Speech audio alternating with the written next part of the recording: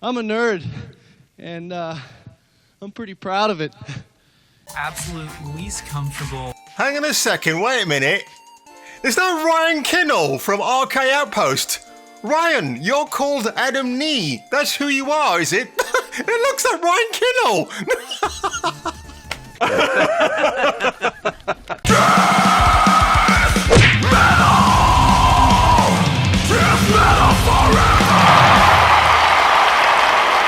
The name's Bond, James Bond. And the reason why I say that, Moneypenny, is because... Right, just to start all over again, folks. There was a channel that I watched this week, and I would urge you to subscribe to this fine hair of a gentleman, Chris Gore. His channel is Film Threat. Check it out, it's really good. And of course, the man has got a magnificent pair of spikes all over his beautiful head. And the reason why I mention his particular channel is because I heard a very profound comment on the live stream that he did this week from somebody called Graham Robbins.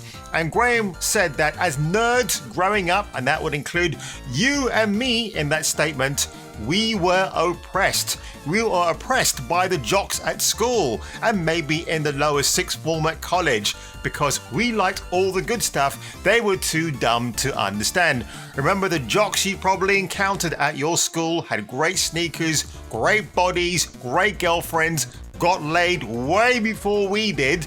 And of course, if you look back at them now, they're probably on Skid Row, shoving kebabs down their throat and probably up their ass, and nobody gives them the second time of day. Now, the reason why I mentioned that we were oppressed as a species, as nerds, we loved things like Doctor Who, Buck Rogers in the 25th century, the Spider-Man cartoons, Thunder, Thunder, Thunder, Thundercats, and of course the Transformers. I'm naming but a few here. Of course, there is Battle of the Planets, G-Force, and of course you had Fraggle Rock with Fulton McKay and Sprocket the dog.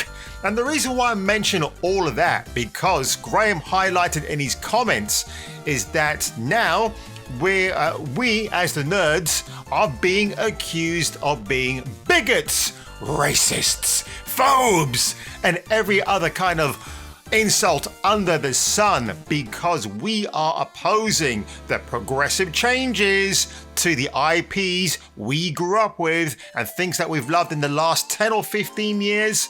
And just because of that, just because they are being ruled by the overlords called the BBC, yep, talking about you guys who've ruined Doctor Who, Marvel, Warner Brothers, Disney, you name them, shame them, because that's all they're there to do, is to ruin our entertainment with propaganda, identity politics. They're too goddamn lazy to create brand new characters. They infiltrate existing IPs and characters we all love, and slowly, but not so surely, I think they're actually understanding now that perhaps we don't want this, and they have to find a way to reconfigure what we once loved. And of course, the reason why I mentioned all of that in my preamble, because today I'll be talking about The Lost City, starring Sandra Bullock, because my God, that woman is a stone cold fox. Channing Tatum, Brad Pitt, and Daniel Radcliffe. So without further ado, let's just go over to my reaction and it'll say everything that needs to be said.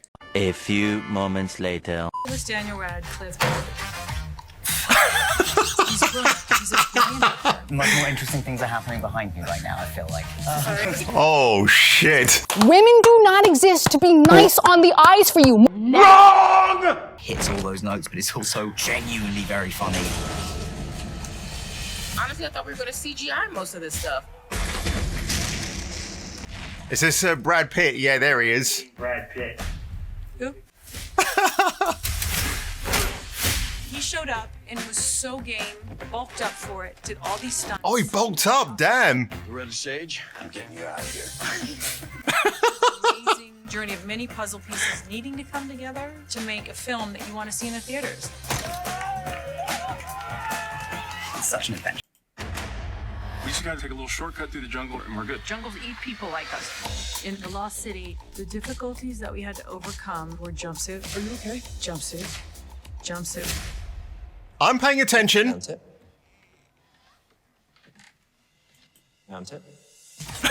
We wanted to create the absolute least comfortable. Hang on a second, wait a minute. There's no Ryan Kinnell from RK Outpost. Ryan, you're called Adam Nee. That's who you are, is it? It looks like Ryan Kinnell.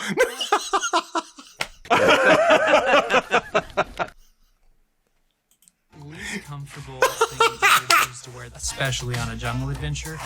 Do I need to be wearing a glitter onesie? Sexy. Yeah, I'm not disagreeing there with that. Climb mountainside with it and be in the ocean. The jumpsuit is a character unto itself. I was uncomfortable in my normal baggy cargo pants and like tennis shoes. That jumpsuit, it was fitted and like the whole thing with the heels. That was acting. That was good acting. I can't imagine what the sequence was doing to her skin. It must have been like wearing a cheese grater. We wanted something that, when you stuck this in the jungle, was going to stand out. How do they keep finding us? Basically a walking disco ball. The jumpsuit for the rest of my life, but would I have changed it? Hell no. What, are you gonna put it back together? I don't want to mess up the jumpsuit. It's on loan. It was funny, it was inappropriate, and it all came about because Sandy B likes herself a jumpsuit. I like. It was funny, it was inappropriate. Sandy B liked herself a jumpsuit. I love this woman.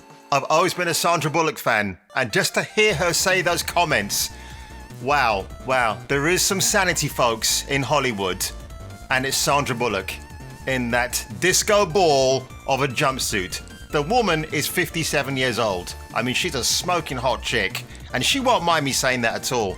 And in that jumpsuit, she pretty much makes my kung fu hot dog want to stand to attention as well. Was that a bit too much? Yeah, I'm in a good mood. Like a sparkly jumpsuit.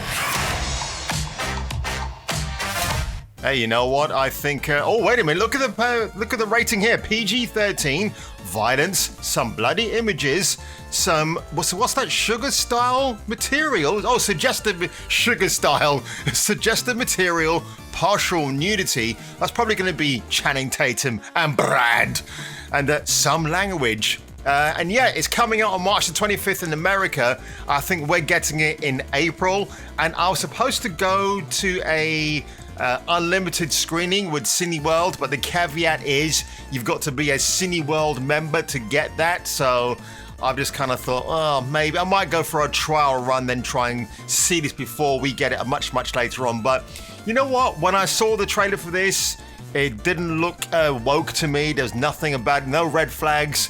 And considering the main leads of the film, Sandy Bullock, Channing Tatum, Daniel Radcliffe, I'll leave it at that.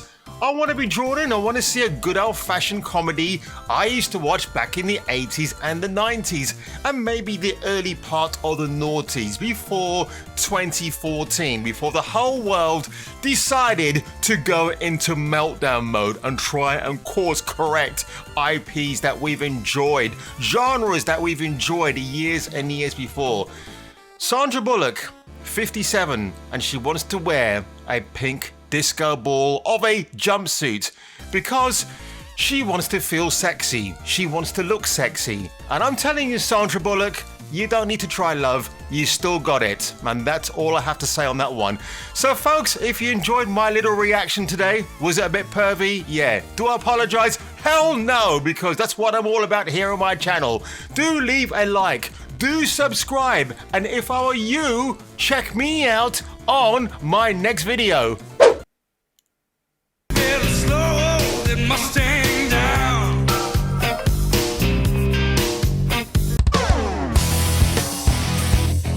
Like and subscribe, or get your nuts Krogan crushed with Jason King.